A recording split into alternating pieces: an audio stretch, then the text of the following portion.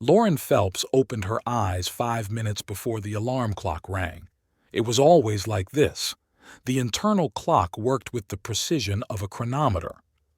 Dawn was slowly breaking outside her bedroom window, painting the Oakville sky a soft pink. This typical Missouri town of about 50,000 people had been her home for 13 years. Ethan, her husband, breathed softly beside her. 12 years of marriage, the last 3 of which Lauren found herself increasingly aware of the monotony of their life together. Ethan rolled over onto his other side without waking and continued to sleep peacefully. That's what he was all about. Poised, reliable, predictable. An engineer. Lauren slipped silently out from under the blanket and headed for the bathroom. 40 years old and still an attractive woman in the mirror. Slender figure, the result of years of morning jogging, well-groomed brown hair with barely noticeable gray at the temples, lively brown eyes. Dr. Lauren Phelps, lead cardiac surgeon at Oakville Central Hospital. After a quick shower and a cup of strong coffee, she left breakfast for her husband and a note. Emergency surgery at 7. See you tonight. L. It's common to be called to the hospital before her shift officially begins. A patient with an acute aortic dissection arrived at night. These cases don't wait.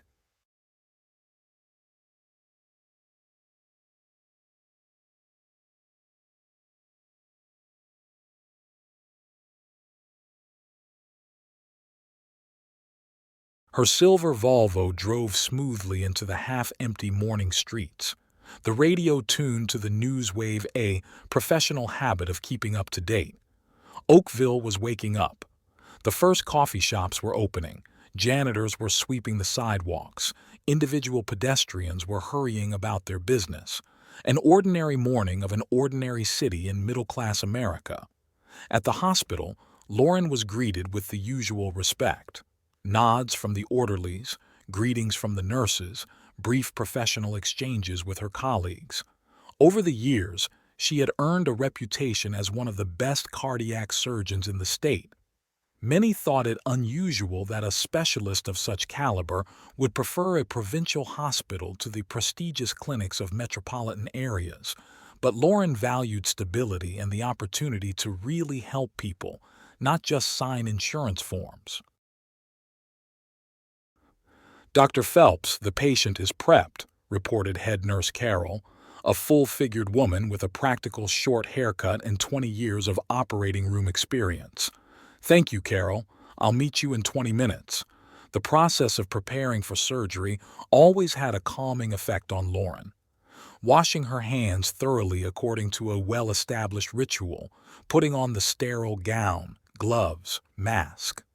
It was almost meditative. A transition from the mundane to the moment when she literally has someone else's life in her hands.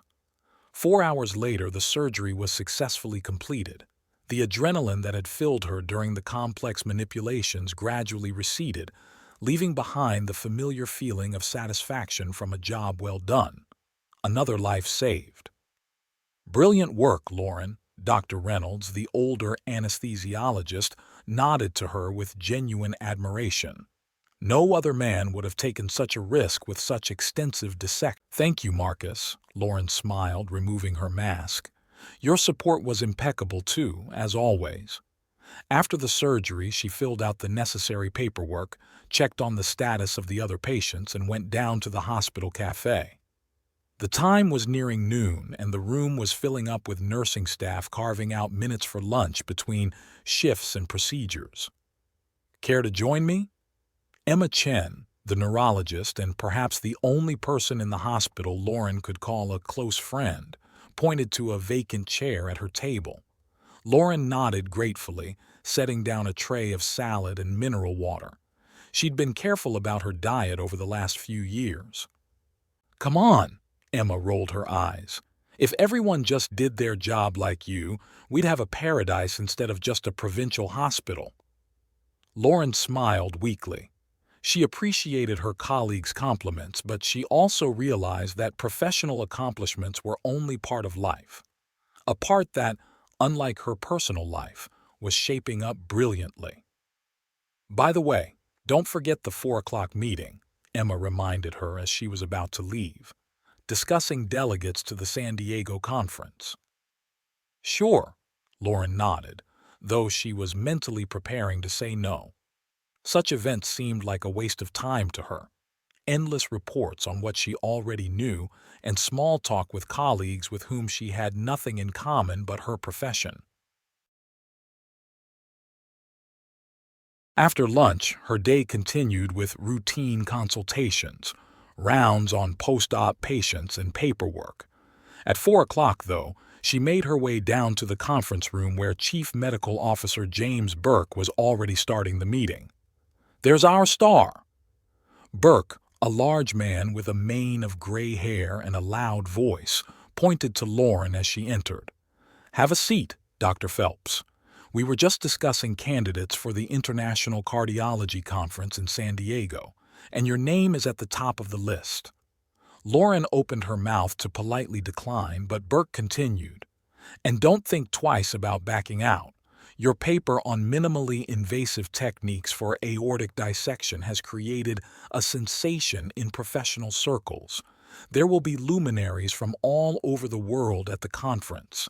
Lauren sighed, realizing that objections would be futile. Burke valued her as an expert and was always trying to promote her achievements, despite her reluctance to go public. "Besides," he added with a sly smile, "it's all paid for by the hospital. Think of it as a mini vacation. San Diego in May is a beautiful place." The meeting continued to discuss other matters, but Lauren's thoughts were already far away. Maybe Burke was right. Maybe she really needed this trip, to get out of her routine, to see new faces, to exchange ideas with her colleagues. Lately, she'd been feeling more and more stuck in the routine, in the predictability of her life.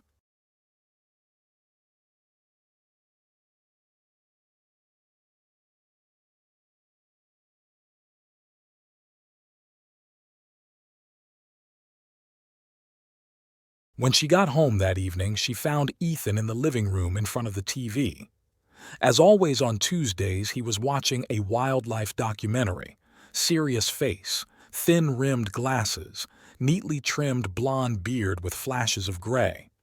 For as long as she could remember, Ethan had always looked solid beyond his years. "Hi." He looked up and smiled. "How was your day?" "Busy." Lauren sank down next to him on the couch. "Emergency surgery in the morning, then the usual routine. And you?" "Nothing much. A meeting on the modernization of the northern substation, working with project documentation."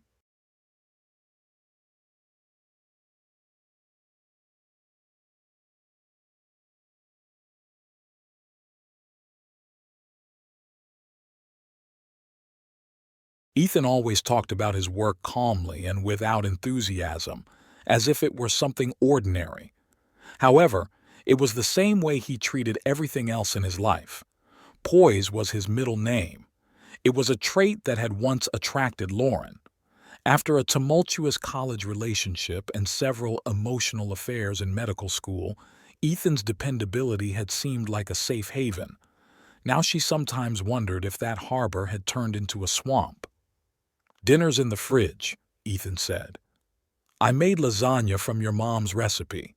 It was typical of him, too, taking care of the household details, remembering what she loved, an attentive, devoted husband, the kind that many women dream of. Why had she felt so empty lately? "Great," Ethan nodded, not taking his eyes off the screen where a lion was chasing a gazelle. "It's high time you got out. Do you want me to come with you? I have a vacation saved up." Lauren felt a momentary pang of guilt for deep down hoping for his refusal to go. A week away from her normal life, her routine, from him. "It's not worth it." She tried to keep her voice natural. "There'll be a lot of medical lectures and discussions. You'll be bored." "Suit yourself," he agreed easily, and that was typical Ethan too, never insisting, always respecting her decisions. "But if you change your mind, let me know." I can arrange to work remotely.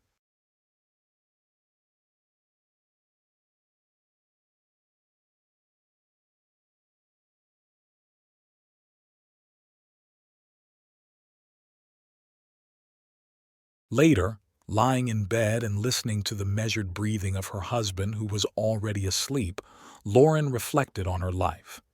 She had everything she could dream of: a successful career, financial stability, respect from her colleagues, and a loving husband. Their spacious house in a good neighborhood with a large garden taken care of by Ethan was considered one of the best maintained on the street. They had no children. Years of schooling and a fast-paced career had taken its toll, and then a diagnosis that put an end to that possibility. But they had accepted it and built a life with seemingly no major problems. So why did she increasingly want more? Why did she catch herself thinking that her life was like an endlessly repeating Groundhog Day? Work, homework, predictable conversations, no surprises, no passions, no... The upcoming trip suddenly seemed like a breath of fresh air. A new city, new people, a chance to be not Dr. Phelps from Oakville, but just Lauren, a woman who had a chance to feel alive. With that thought, she finally drifted off to sleep, unaware that a simple professional conference would be the turning point in her measured life. The San Diego airport greeted Lauren with warm spring sunshine and a light breeze from the Pacific Ocean. The contrast with chilly Oakville in May was stark. Taking off her light jacket, she walked through the terminal to the rental car counter, where her reserved car was already waiting for her. All the way to the Marriott Marquis Hotel, Lauren couldn't escape the strange sense of freedom. No surgery schedule, no emergency calls, no waiting. For 5 days, she could just be herself.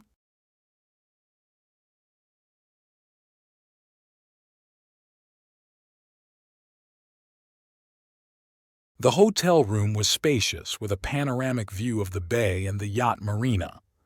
Lauren unpacked, showered, and decided to take a stroll along the promenade before the evening cocktail party that would officially open the conference. The promenade was filled with vacationers, street musicians, and artists. Unusually bright colors, smells, sounds. Everything seemed alive, rich, real.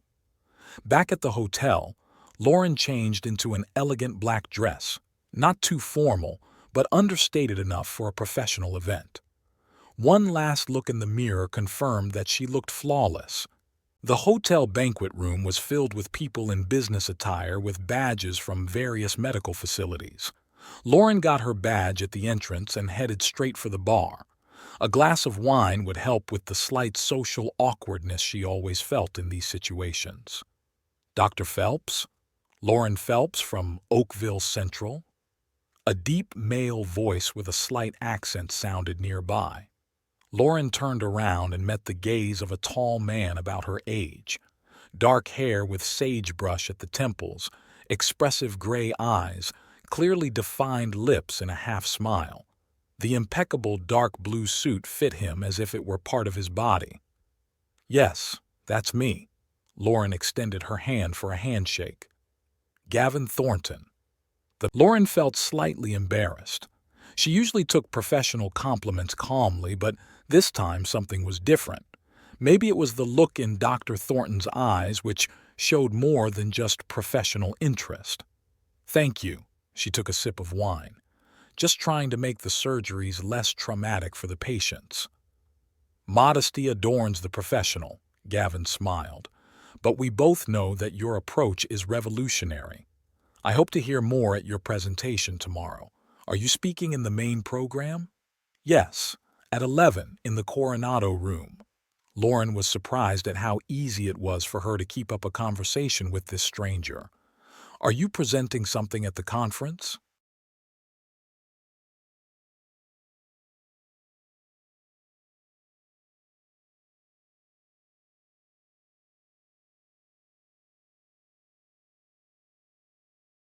"I'm presenting a paper on new treatments for complex brain aneurysms on Thursday."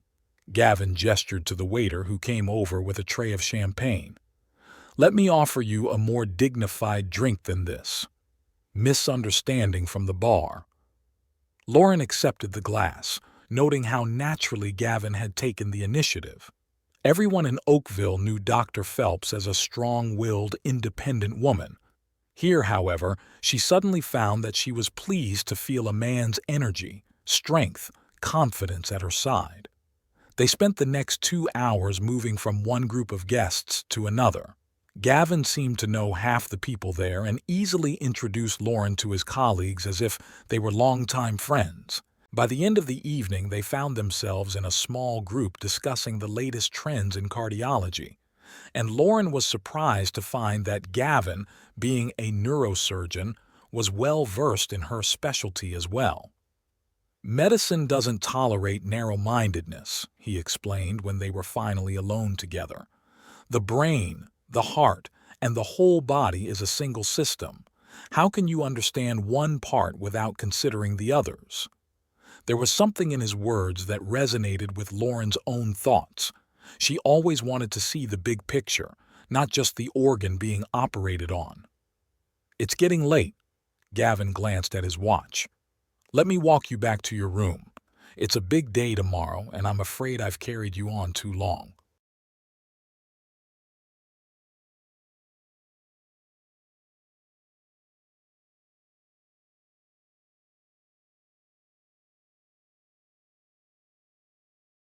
They were silent in the elevator.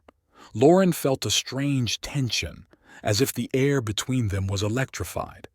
Gavin stood close, but he didn't touch her, only watched her with a faint smile. When the doors opened on her floor, he bowed slightly. I'll look forward to hearing your presentation, Dr. Phelps. Thank you for a wonderful evening, Dr. Thornton. Lauren stepped off the elevator, feeling his gaze on her before the doors closed. In the room, she finally remembered about the promised message to Ethan. Had a good flight. Hotel is great. Performing tomorrow. Love, L. A short, informative text, almost like a medical report. Lauren caught herself thinking that this was what their messages to each other had become in recent years. No spontaneity, no emotion, just an exchange of data. The morning began with a jog along the waterfront. The fresh sea air, the cries of the seagulls, the sound of the surf.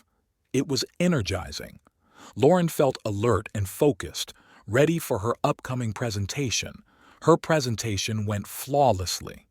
Years of operations and teaching have made her a confident speaker, able to communicate complex concepts in a clear and structured manner.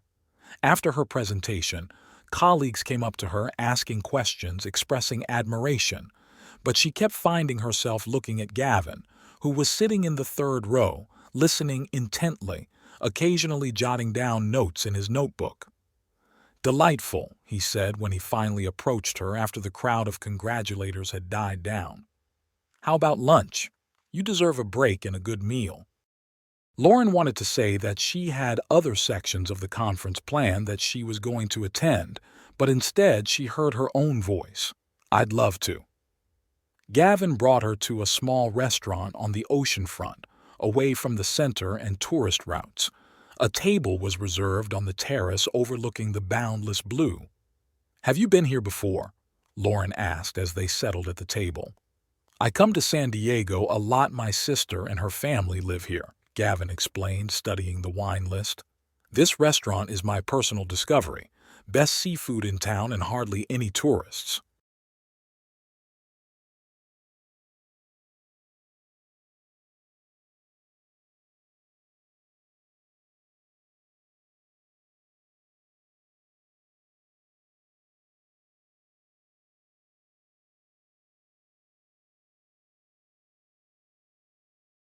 Lunch lasted 3 hours.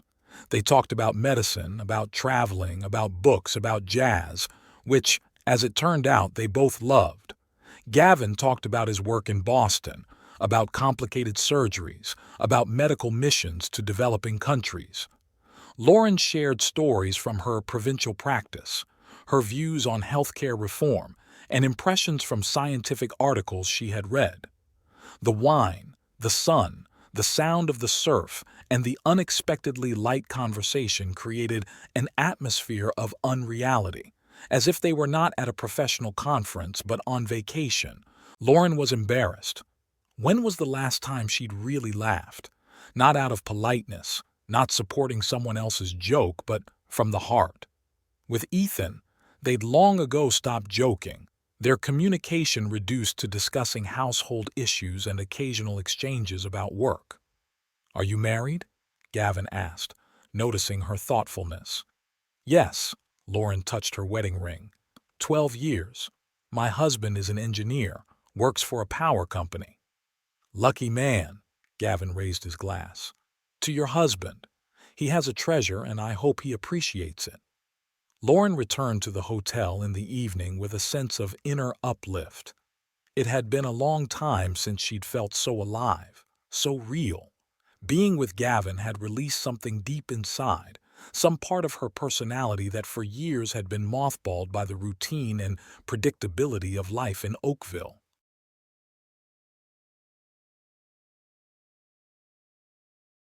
The phone showed 2 missed calls from Ethan. She called back and the conversation came out short and formal. "Yes, the gig went well. Yes, the hotel is comfortable.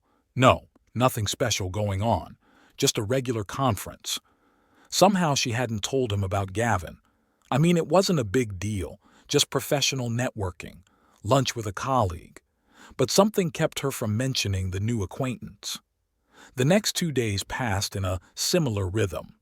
In the daytime, visiting conference sections where she and Gavin often found themselves next to each other, as if by coincidence. In the evening, dinners. With each hour they spent together, their conversations became more and more casual. Gavin often touched her hand during the conversation, held the door, helped her with her jacket. In his company, Lauren felt herself not just a valuable specialist, but a woman, attractive, interesting, desirable. On Friday evening, the night before she left, the final gala dinner of the conference was held. Lauren wore a long, dark blue dress with an open back, an outfit she had bought especially for the event, although she usually preferred more conservative clothes. When Gavin saw her in the hotel lobby, his gaze was more eloquent than any compliment. Dinner was held in a luxurious room overlooking the bay, lit by the lights of the nighttime city.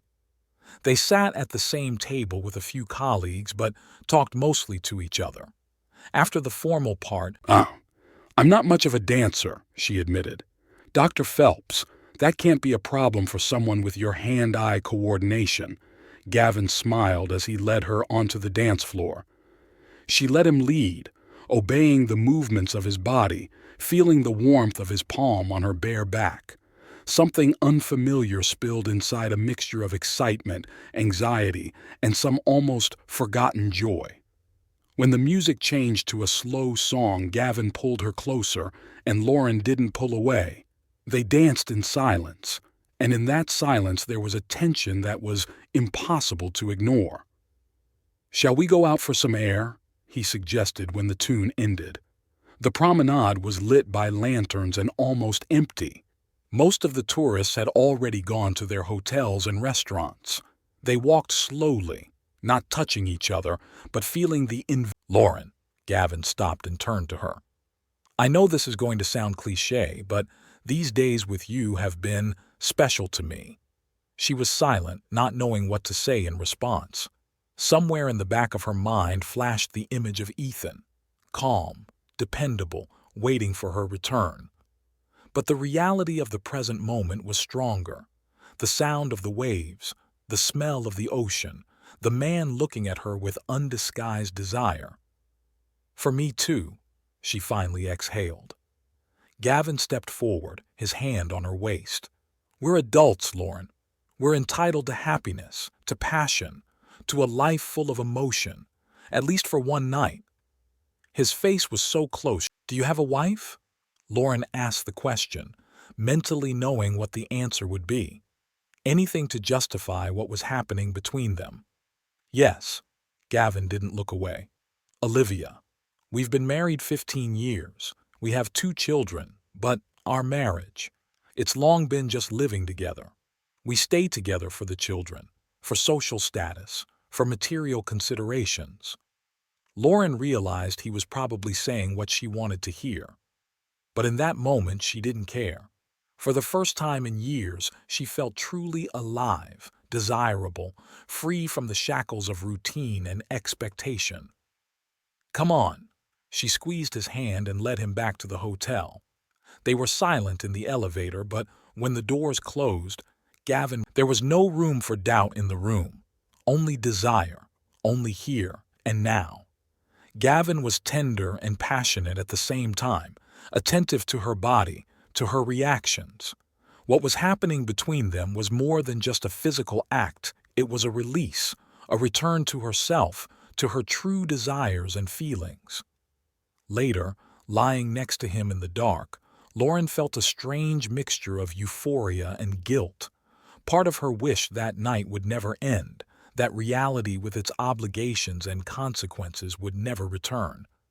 The other part was already beginning to realize the magnitude of what she had done. "What are you thinking?" Gavin ran his finger gently down her cheek. "About what's going to happen tomorrow," Lauren answered honestly. "When I go back to Oakville, to my husband, my life."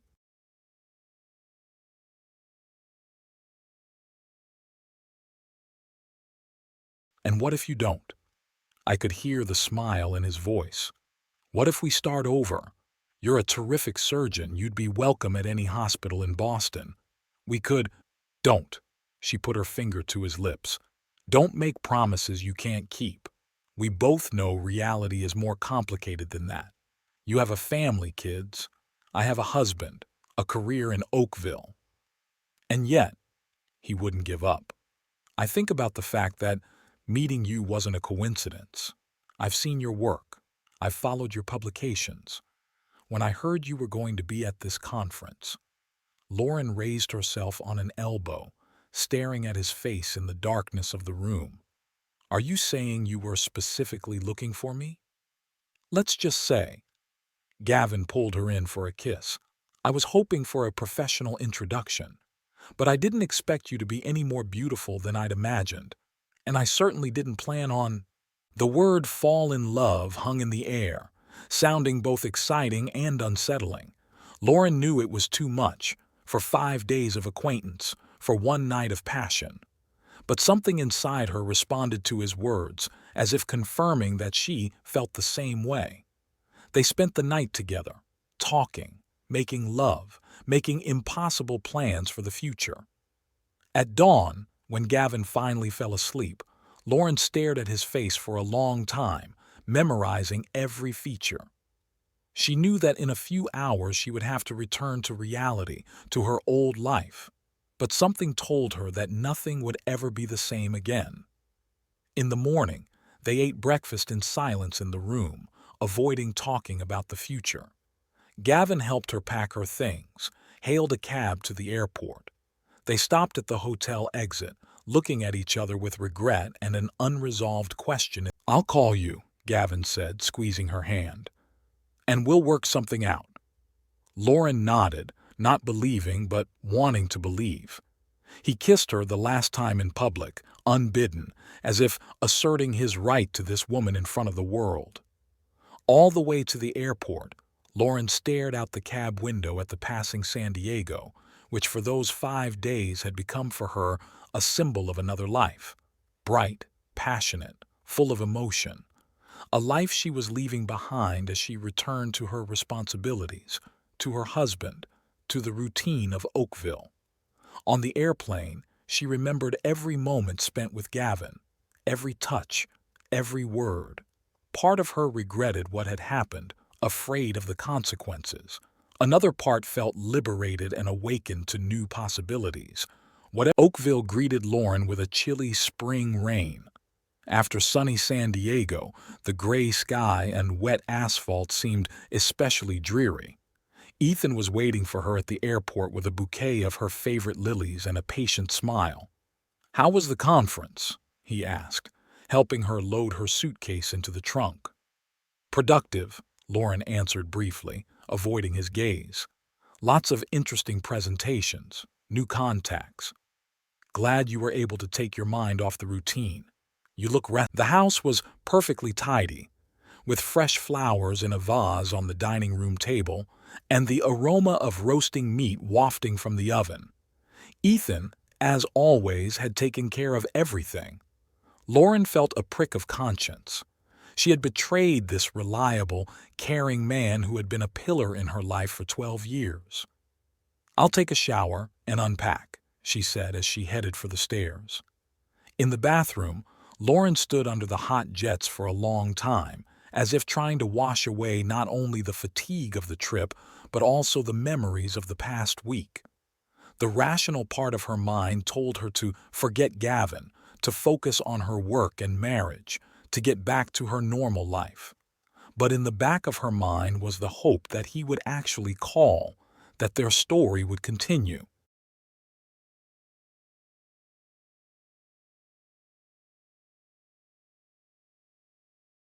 At dinner, she tried to talk about the conference, selectively, leaving out everything that concerned Gavin. Ethan listened attentively, asked the right questions, but his professional interest in medical topics was limited. Soon the conversation turned to local news, plans to renovate the garden, problems at Ethan's job. At night, lying next to her husband in their shared bed, Lauren felt a strange alienation. Ethan's body, familiar down to the last mole, suddenly seemed alien. The first day at work since his return was filled with routine: rounds, consultations, 2 scheduled surgeries. Colleagues inquired about the conference, and Lauren responded with memorized phrases, not going into detail.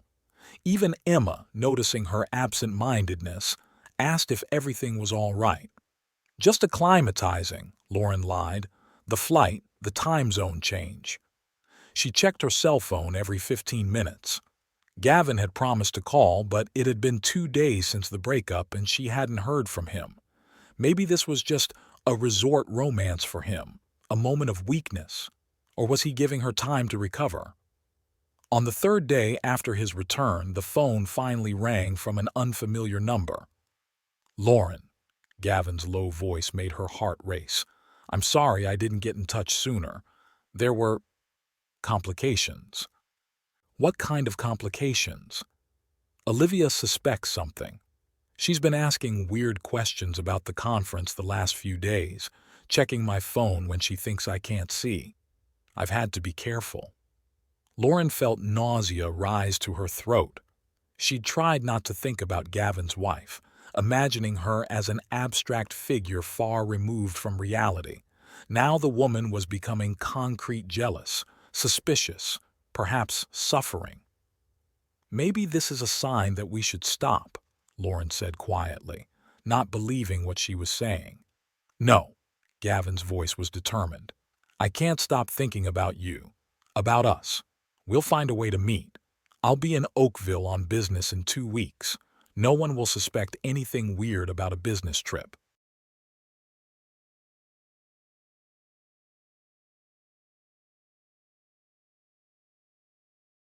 After that call, Lauren went through the rest of the day in a fog. On the one hand, the very thought of seeing Gavin again filled her with energy and joyful anticipation.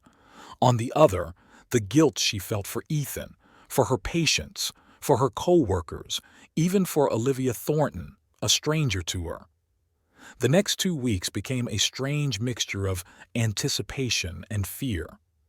Lauren and Gavin called almost every day, trying to pick a time when their other halves couldn't suspect anything strange. She talked to him from her office at the hospital, from her car, sometimes even locking herself in the bathroom at home. Their conversations were filled with plans for their upcoming reunion. "Divorce is not the end of the world," Gavin said. "People break up, find new love, build new lives. You deserve to be happy, Lauren." She didn't respond to those words directly, but in the back of her mind she imagined more and more what her life with Gavin might look like: vibrant, emotional, filled with passion and professional achievement. There was no room in those dreams for guilt or thoughts of a betrayed Ethan. The day before Gavin's supposed arrival, He called in the middle of the night. Lauren barely had time to slip out into the backyard to answer without waking her husband. Olivia hired a private investigator, Gavin said without preamble. His voice sounded strange. It's not her first suspicion, Gavin admitted after a pause. In the past, I've had moments of weakness. Olivia had forgiven, but apparently she hadn't forgotten. Lauren leaned against the wall of the house, feeling the cold panic growing inside. Gavin had said nothing to her about past infidelities. He'd presented his marriage as a formality, devoid of emotion, and now it appeared the reality was more complicated. What could the detective have gotten on that? She asked, imagining a stranger recording their kiss on the promenade, their return to the hotel. The conversation left Lauren with a heavy feeling. For the first time in their brief affair, she wondered how well she knew Gavin Thornton. What if his stories about not loving his wife were as much a lie as his image of a faithful family man? What if she's just one of his many moments of weakness? In the morning, Ethan noticed her condition. "Didn't sleep well?" he asked at breakfast. "Yeah, insomnia." Lauren rubbed her eyes. "A lot of work, complicated cases. Maybe I should take the day off. You look exhausted these days." He sounded genuinely concerned, which made the situation even more unbearable. Lauren nodded, unable to utter a word. The guilt that had been muted by the euphoria of her new passion was now overwhelming her.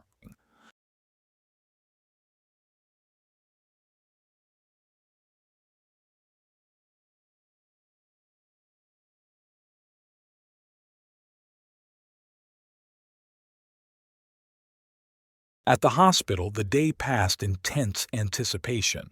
Gavin didn't call, answering messages briefly and formally. Apparently, he was really busy dealing with his family problems. Or else, having received new information from the detective, Olivia had put him under stricter control. That evening, when Lauren returned home, she found Ethan in the living room with a glass of whiskey, a drink he didn't usually touch. "Had something happened?" she asked, feeling her insides clench with foreboding. "Someone came to see you today," Ethan said quietly, not looking at her. "Some woman.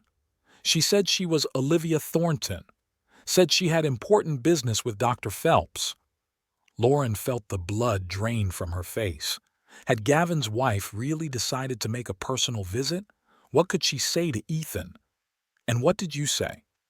Her voice sounded hoarse. "That you weren't home, and I asked what I could do to help." Ethan finally looked up. "She said she'd come back later. Who is it, Lauren?"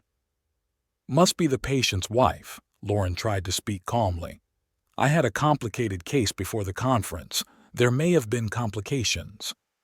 Ethan nodded, accepting the explanation, but something in his gaze made Lauren go cold. Had Olivia had time to tell him something? Or show him the pictures? No, not likely. Ethan's reaction would be very different. The evening passed in tense silence. Lauren tried several times to contact Gavin, but the next morning, on her way out of the house, Lauren saw a silver Lexus with Boston license plates parked out front. Behind the wheel was an elegant middle-aged woman with short ash-colored hair.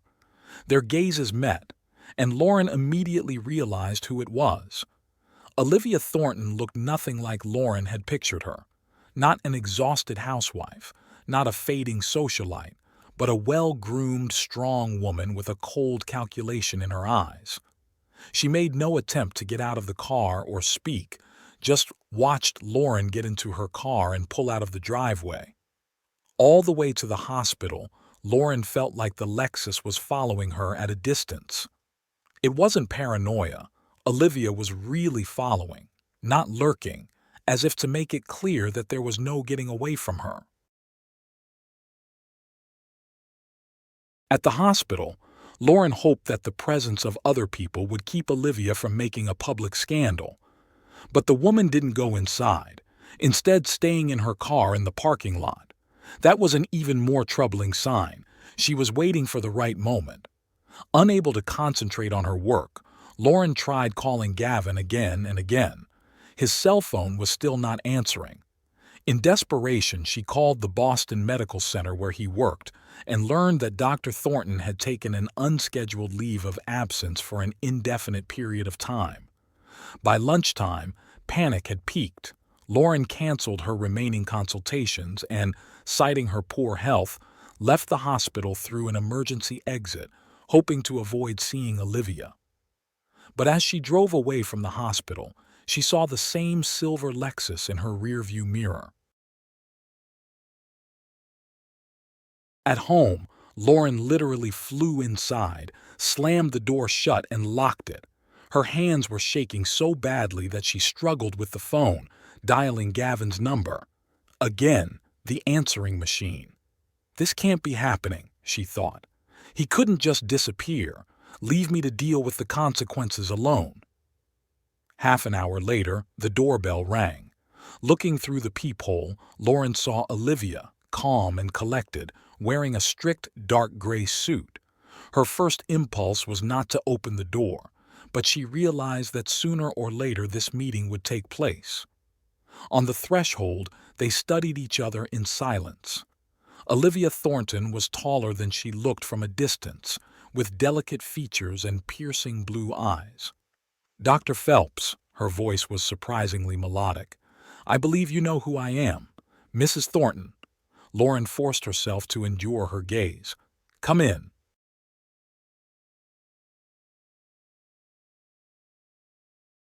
Olivia walked into the living room and looked around, not curiously, but rather with professional appraisal, like a real estate expert. "It's a cozy house," she said. "Stability, comfort, all the things couples tend to value." "What do you want?" Lauren asked bluntly, not wanting to continue the small talk. "It's not in my nature to beat around the bush." Olivia pulled an envelope out of her bag and placed it on the coffee table. "Here are pictures and videos of you and my husband in San Diego, on the waterfront, at the restaurant, walking back to the hotel together. The detective was very, thorough in his work." Lauren didn't touch the envelope. What caught her eye was Olivia's engagement ring, not a traditional ring, but a large sapphire surrounded by diamonds. It seemed strangely familiar. "Do you like it?" Olivia twirled the ring on her finger, noticing her gaze.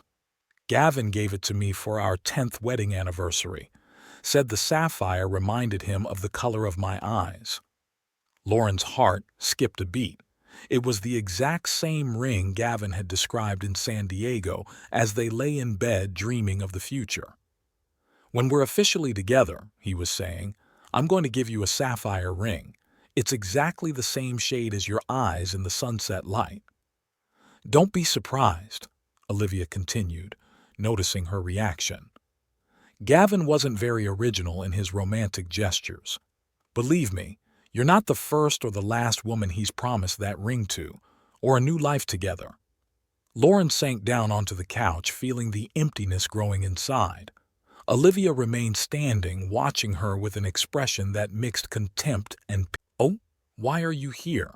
Lauren asked quietly. "To tell me I've fallen for your unfaithful husband, or to warn me to stay away from him?" "Neither," Olivia shook her head. "I'll deal with Gavin on my own. Wouldn't be the first time. As for you, I've always felt it was important to warn women about who they're dealing with, one woman to another." "Exclusively for reasons of female solidarity?" Lauren grinned bitterly. "I don't believe that." "Believe it or not, it's up to you," Olivia shrugged.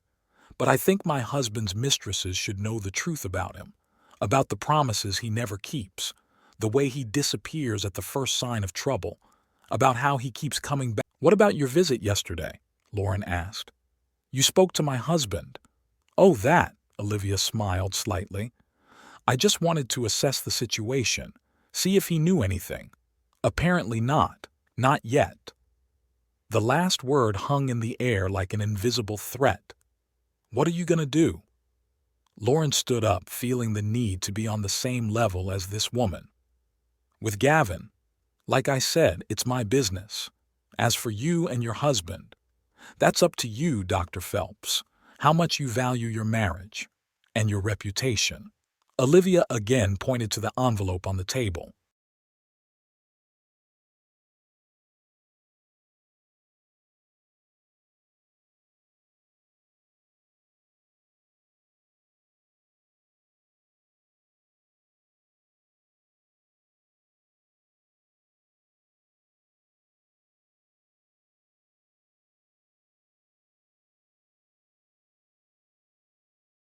I have copies of these files, of course, and I can't promise I'll never use them. But let's just say I prefer to be fair. If you cut off all contact with my husband and stay away from our family, perhaps these photos will never fall into the hands of your husband or your superiors at the hospital. Lauren could barely contain a shudder. This woman was threatening her, but she was doing it so gracefully that she couldn't be directly accused. You have my word, Lauren said, realizing she had no choice. I will have no contact with Gavin. I'm glad we understand each other. Olivia headed for the exit but stopped at the door. You know what the sad part is? Gavin won't even remember you in a month. He's already planning a trip to Chicago for another conference. There's always room in his life for new experiences. She walked out, leaving Lauren alone with an envelope full of compromising materials and the realization of her own naivety. That evening, when she heard Ethan's footsteps in the driveway, Lauren hastily hid the envelope with the photos and tried to put a calm expression on her face. But when her husband entered the house, she immediately realized something was wrong. Instead of the usual "I'm home" and smile, Ethan silently walked past her into the study and closed the door. An hour later, unable to stand the tension, Lauren knocked on his door. "Ethan, is everything okay?" He opened the door with a stony expression on his face. "That woman came to see me at work today. Olivia Thornton. She told me a lot of things. And she showed me." Lauren's world fell apart in an instant. Olivia lied to her, played her, gave her false hope that the scandal could be avoided. And she'd gone straight to Ethan's office. "I can explain," Lauren began, though she realized that no explanation would fix the situation. "Don't," Ethan gestured for her to stop. "The pictures are eloquent enough. I just want to know, was it a one-time thing, or do you keep seeing each other?" "It was only in San Diego," Lauren answered quietly. "I was going to tell you, but you couldn't find the time in 2 weeks." There was bitterness in his voice for the first time in their years of marriage. "Or did you hope I'd never find out?" Lauren didn't answer. Any answer would have sounded like an excuse or a lie. "I need time to think about it," Ethan said. "I'll go to my brother's for a few days. And you, do whatever you want." He walked past her into the bedroom, pulled out his travel bag, and began to pack methodically without hurry, as if he were preparing for an ordinary business trip. "Ethan, please," she took a step toward him. "Let's talk. It was a mistake, a lapse of judgment. I feel nothing for this man." "But you felt enough to go to bed with him." Ethan zipped up his bag and finally looked her in the eye. "You know what hurts the most? Not the fact that I cheated on you, but the fact that I didn't even notice your estrangement. I thought we were happy, that we were good." In that moment, Lauren clearly realized that their marriage as she knew it was over. Even if Ethan chose to forgive, something was irrevocably broken between them. "Don't go," she still tried to stop him. "I'll do anything to make things right." "Fix it?" Ethan shook his head. "Some things can't be fixed, Lauren. You can only accept the consequences." With those words, he walked out of the bedroom, down the stairs, and left, leaving Lauren alone in the empty house with the realization that her life had been destroyed by her own hands. She tried to call Gavin again that night, but his phone was still unanswered. Olivia had probably had an explanatory conversation with him too, and now Dr. Thornton was busy saving his own marriage and career. In the morning, Lauren could hardly bring herself to pack up and drive to work. The hospital had always been her refuge, a place where personal problems receded before professional responsibilities. But today, even there, nothing good awaited her. She was met in the lobby by Chief Olivia Thornton had made good on her threat to ruin not only her marriage, but Lauren's professional reputation as well. How deep the repercussions would go remained to be seen. Chief Medical Officer Burke's office had always seemed like a cozy place to Lauren, with its bookshelves, memorable photos, and certificates on the walls. Today, however, it looked cold and hostile.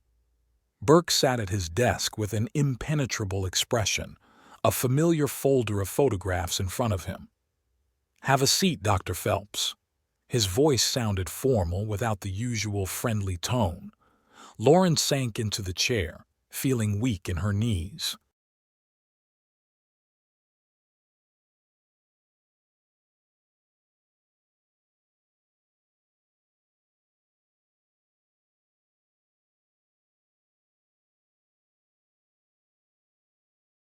"This morning I received some fascinating material," Burke tapped his fingers on the folder. "Photographs and video documenting your affair with Dr. Thornton at a conference in San Diego. The anonymous sender was also kind enough to provide copies of the hospital's code of ethics with highlighted paragraphs on professional behavior." Lauren remained silent. What could she say? Denying the obvious was pointless. "Do you realize the position this puts me and the hospital in?" Burke continued. "Dr. Thornton is married, you're married. Both were representing their hospitals at an official event.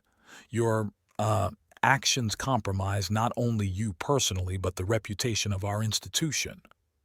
"James," Lauren finally found the strength to speak. "What happened in San Diego was a personal mistake that has no bearing on my work here. I'm still the same doctor I was before."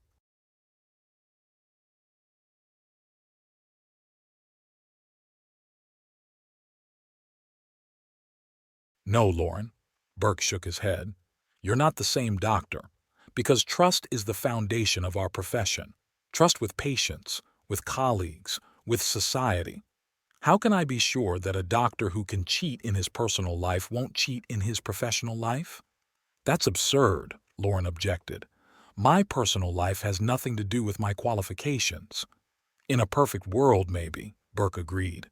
"But we live in a small town where everyone knows everyone else. Our patients are conservative people with traditional values. If these pictures become public, many of them will refuse your services. And this hospital can't afford that luxury." Lauren realized what he was getting at, but it still sounded like a blow. "We have to suspend your authority as lead cardiac surgeon while we conduct an internal investigation. Once the investigation is complete, a final decision will be made." "An investigation into what?" Lauren exclaimed. "My personal life?" "A breach of professional ethics and potential damage to the hospital's reputation," Burke replied sternly. "It's not fair." Lauren felt the despair growing inside her. "I have an impeccable medical practice, not a single complaint in all my years of service." "You're right. It's not fair," Burke said softly. "But the decision has been made. Turn in your badge and office keys to the receptionist. Your surgeries will be reassigned to other surgeons." Lauren walked out of the office on woozy legs. She was met with sympathetic glances from the nurses in the corridor. News spread faster than any virus in the hospital. So the materials sent to Burke had already become known to the staff, perhaps in an even more scandalous form than they were in reality. As she made her way down to the exit, she bumped into Emma. "Lauren, what's going on?" her friend asked worriedly. "Burke canceled all your surgeries, and the resident's office is just talking about it." "I've been suspended," Lauren replied succinctly. "I'm being accused of unethical behavior." "But why?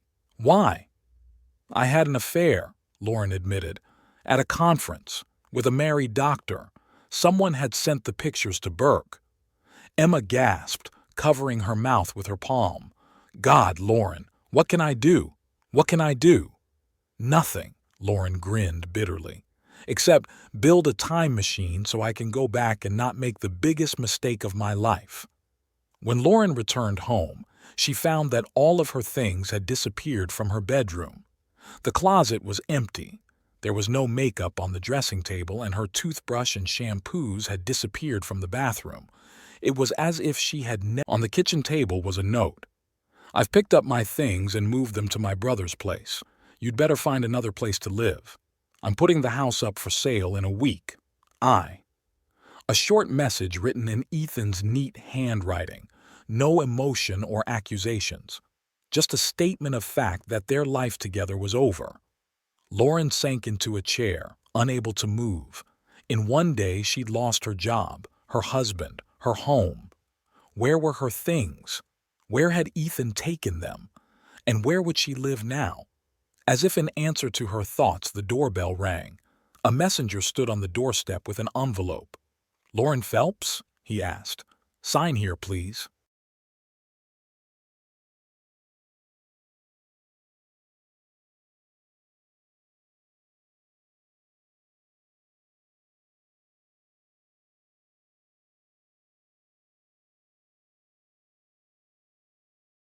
The envelope contained a letter from Ethan's attorney. It was dry and formal, outlining the terms of their divorce. The house was being sold. The proceeds were being split in half. All jointly acquired property had already been divided, and her belongings were in a warehouse downtown. Access to their joint accounts is temporarily blocked until the property is finalized.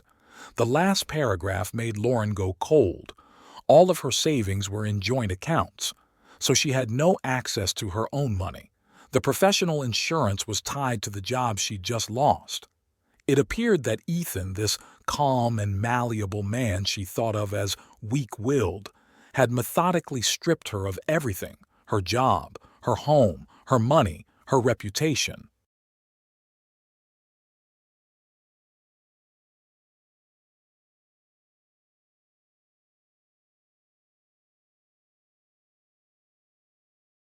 Had he really been the one to send the photos to Burke? The lawyer's letter hadn't said a word about it, but now Lauren had no doubt that Ethan had done it. Not Olivia Thornton, but her own husband had struck the decisive blow. Thoughts of Gavin now brought only bitterness. The man she'd ruined her life for hadn't even called to see how she was doing. Perhaps he was reconciling with his wife now, repenting and promising to make amends, as he'd done so many times before, according to Olivia. Left destitute, Lauren was forced to call her parents in Minnesota. Explaining the situation, asking for temporary financial help was humiliating, but she saw no other way out. Her mother cried into the phone. Her father remained coldly silent. Their generation did not accept divorce, especially on the grounds of adultery. "Couldn't you just be faithful to your husband?" "I know, Dad," Lauren answered quietly. "Believe me, I'm paying for my mistake." She had to rent a tiny apartment on the outskirts of town. It was all she could afford with the money her parents had sent her. A dilapidated building, noisy neighbors, a leaky ceiling. It was a far cry from the cozy home she and Ethan had spent all their years of marriage fixing up. Lauren still hoped she could get back to work after the investigation. Burke hadn't talked about firing her after all, just a suspension. But on the third day of loneliness, there was a call from Emma. "Lauren?" Her friend's voice sounded worried. "Are you sitting down? What's wrong?" "The hospital just finished a board meeting. They voted to fire you. Loss of trust and damage to the reputation of the institution."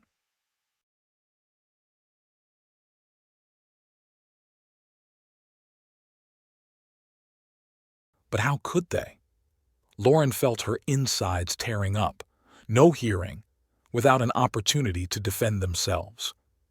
"The anonymous sender," Emma continued, "sent copies of the photos to all the board members. And not just them. Someone printed them out and hung them up in the staff locker room. Burke tried to defend you, talk about your merits, but the majority voted against it." "Anonymous sender," Lauren repeated. "Are you sure it's anonymous?" That's what Burke said. Why? Nothing. Lauren no longer doubted that Ethan was behind it. His silent, methodical revenge was worse than any shouting or threats. 2 days later, she received a letter from the realtor. Their house with Ethan was for sale at a price far below market value. It was clearly intended to sell it as quickly as possible and split the money, closing the issue for good. After another week, Lauren learned that she wouldn't be able to get a job at any clinic in the county. Her resumes were being rejected without explanation. Someone, and now she knew exactly who, had made sure that word of her unethical behavior had spread throughout the local medical community. In desperation, she called Gavin, the first time in ages that his phone hadn't been disconnected. "Gavin," she began, hearing his hello. "It's Lauren. I need—" "Lauren." His voice sounded strained. "I can't talk right now." "Wait, don't hang up. I lost my job, my house, all because of those pictures. I need help. Maybe you could—" "I can't help you," he interrupted sharply. "Please don't call me again. Never again."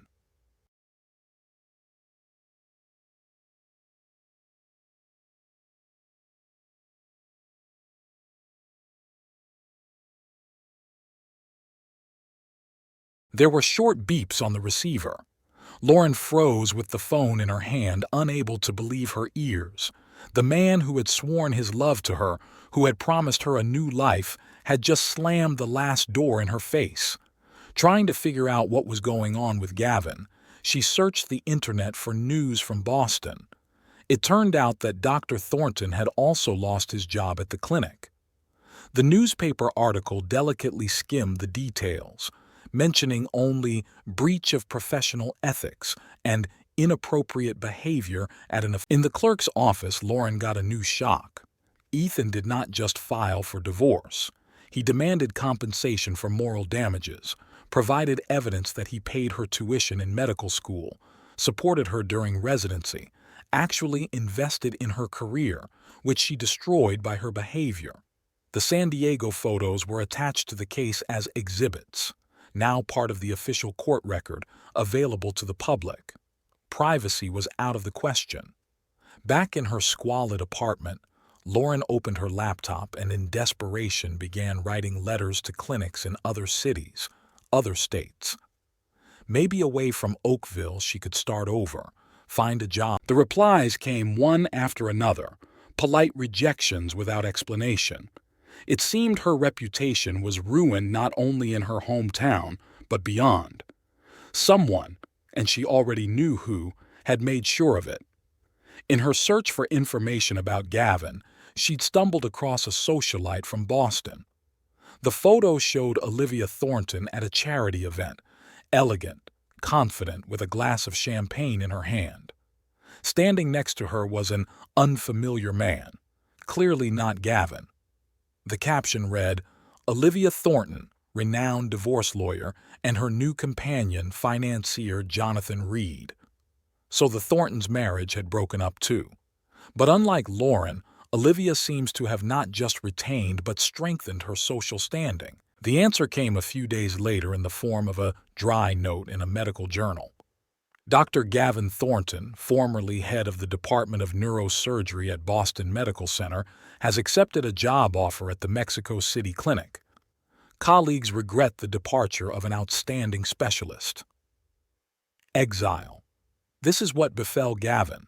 His wife, using her connections and professional skills as a lawyer, not only ruined his career in Boston, but forced him to leave the country, to start over in a foreign city, with a different language and culture.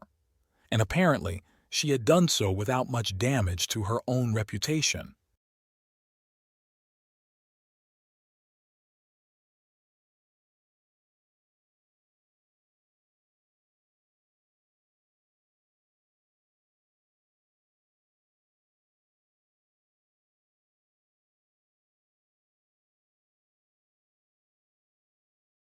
Lauren felt the bitter irony of the situation. She, like Gavin, had been the victim of a cheating spouse's revenge. But while Olivia had acted openly, using her status and connections, Ethan had opted for a silent, methodical strategy. He never once expressed his grievances to Lauren, did not shout, did not threaten. He just methodically destroyed everything she held dear: her career, her reputation, her financial independence. 2 weeks before the court hearing, Lauren received a letter from Gavin, not an email, but a real paper letter with Mexican stamps. A few lines written in familiar, sprawling handwriting. "Lauren, I'm sorry I couldn't get in touch sooner. Olivia controlled all my communications, threatening total ruin if I tried to contact you. I'm starting a new life in Mexico City. Not a word about love, about regret, about a possible future together. Just a statement of fact and an apology, more formal than sincere." Gavin Thornton was exactly as Olivia had described him, a man who thought of himself first, ready to abandon a woman at the first sign of trouble.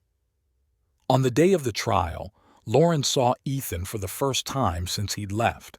He looked older, gaunt, but his eyes were determined to see the case through. His lawyer sat next to him, young, energetic, with a folder of documents in his hands. Lauren had no money for legal aid, so she represented herself.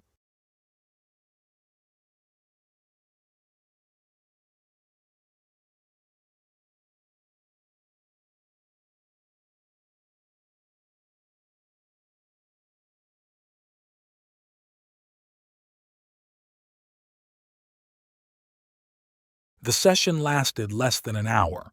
The judge, an elderly man with a tired look, familiarized himself with the case file, listened to the brief statements of the parties, and made a decision. The marriage was dissolved. The plaintiff's claims were partially satisfied. Lauren will not receive half of the sale of the house, as she had hoped. Most of the amount will go to Ethan as compensation. Leaving the courtroom, she tried to talk to her ex-husband. "Ethan, please, let's talk. I understand your pain, your anger, but was it really necessary to destroy my career, my future?" He looked at her as if he saw her for the first time. "Are you thinking about my future when you went to bed with that doctor? About our marriage? About our family's reputation? It was a mistake, a moment of weakness." "That's a great excuse," Ethan grinned bitterly. "But you know what the best part is? I really would have forgiven you for cheating on me.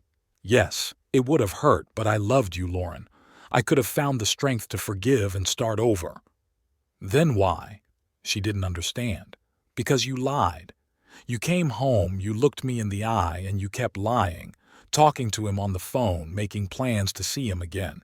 You weren't remorseful, you just didn't want me to find out." Lauren froze in place. How could he know about the phone conversations? "Yes, I checked your phone." Ethan seemed to read her mind. "After the visit from that woman, Olivia. She didn't say anything specific, just hinted that I should take a closer look at you. And I saw all those texts, phone calls. I heard you talking to him in the bathroom." He turned and walked away, leaving Lauren standing in the courtroom lobby, stunned and devastated. That night, back at her rental apartment, she truly realized for the first time the magnitude of what had happened. The life she had spent years building had been razed to the ground. Career, marriage, reputation, financial stability, all gone because of 5 days of passion in San Diego.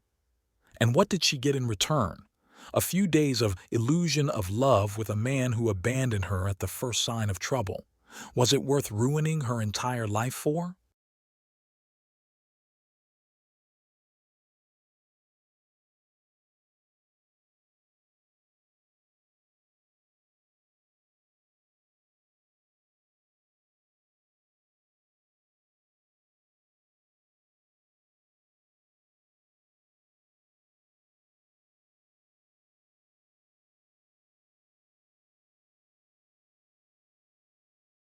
Going through the meager belongings she'd managed to retrieve from storage, Lauren came across a photo album.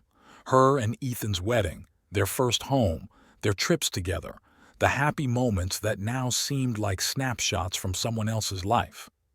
On the last page was a picture taken about a year ago of her and Ethan in the garden he had so lovingly landscaped, calm, confident in their future, unaware that their lives would soon be shattered.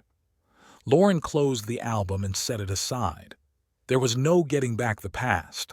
Now she had to get on with her life, starting from scratch at 40, with no job, no support, and a ruined reputation. And all because of one fatal mistake, a chain of decisions, each of which seemed insignificant at the time, but together they led to a complete collapse.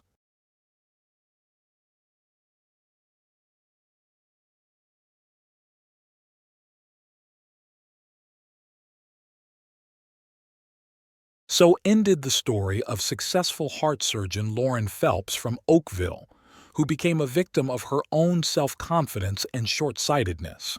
And a new chapter began, the chapter of a woman who had to relearn to live with her mistakes and their consequences. It had been 3 years since Lauren's life had been shattered. She now worked in a small clinic in Portland, Oregon, far away from Oakville and the memories associated with it. Not a heart surgeon, but a regular internist seeing patients with colds, hypertension, and diabetes. Her hands, which had once worked wonders at the operating table, now wrote prescriptions and filled out medical charts.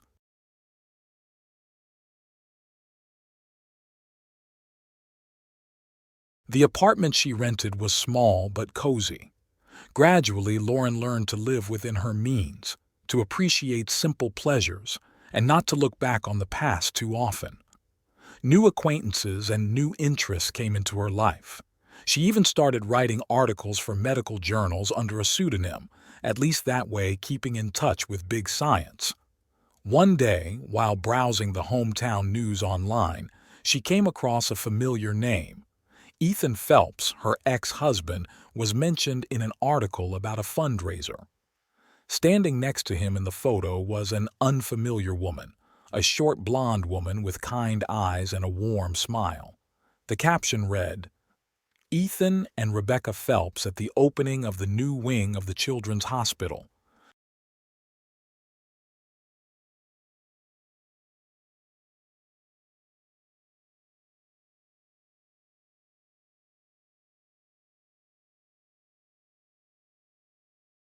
So he remarried, found his happiness, moved on. Somehow, that thought brought Lauren not bitterness, but a strange relief. At least one of them had managed to build a new life on the ruins of the past. The decision to return to Oakville for the day came spontaneously. Lauren herself didn't understand why she wanted to do it. Maybe to finally let go of the past, or to see for herself what she'd lost. The town hadn't changed much.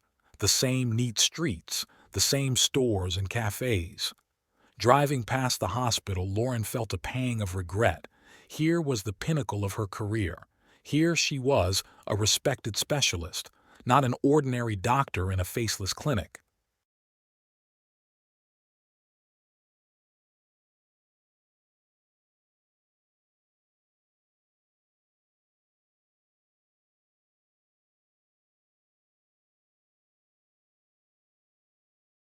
She hadn't planned to meet Ethan, but fate had decreed otherwise. In a small town, it's hard to avoid chance encounters. They bumped into each other in the supermarket. Ethan was picking out fruit, concentrating on apples, when Lauren literally ran into him, turning the corner. "Lauren?" There was no anger or hurt in his voice, just surprise. "Hello, Ethan." She found the strength to smile. "You look good." And it was true. Before her stood a calm, confident man with a slight gray in his beard and wrinkles in the corners of his eyes from his smile. Nothing like the devastated man she'd last seen in court 3 years ago. "You too," Ethan nodded. "Just passing through town?" "Yes, just for a day. I'm going back to Portland tomorrow." An awkward pause. There was so much I wanted to say, but most of the words had lost their meaning over the years. "I heard you got married," Lauren finally said. Congratulations. Thank you. His eyes flashed with something akin to sympathy. How about you? Is your life going well? In my own way, Lauren answered honestly. Not the way I planned, but I'm getting by. Ethan was silent for a moment and then suddenly said, You know, I don't regret that everything turned out this way. Of course, then I was devastated, angry. But now I'm happy, really happy. Maybe we both needed to go through this to find our way. Lauren nodded, feeling tears come to her eyes. I hope so. I'm sorry, Ethan, for everything. I forgave you long ago, he said simply. Life is too short for resentment. They said goodbye without a hug, just nodded to each other like old acquaintances. As they left the store, Lauren felt strangely relieved. It was as if the last weight